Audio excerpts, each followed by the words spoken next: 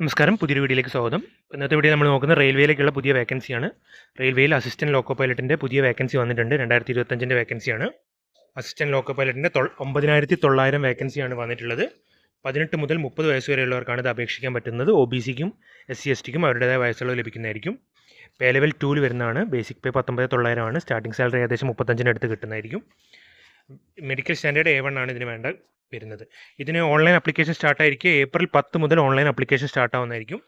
May 9, 2025 വരെ നിങ്ങൾക്ക് ഓൺലൈനായിട്ട് അപ്ലൈ ചെയ്യാവുന്നതാണ്.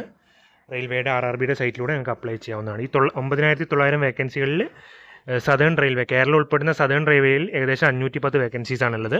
ഇതിന് വേണ്ട ക്വാളിഫിക്കേഷൻ പറയുന്നത് SLC വിത്ത് ITI ഉള്ളവർക്ക് അപേക്ഷിക്കാം, അല്ലെങ്കിൽ ഡിപ്ലോമ അല്ലെങ്കിൽ ഡിഗ്രി എഞ്ചിനീയറിംഗ് ഉള്ളവർക്കാണ് ഇത് അപേക്ഷിക്കാൻ പറ്റുന്നത്. പെർമനൻറ്റ് പോസ്റ്റുകളാണ്.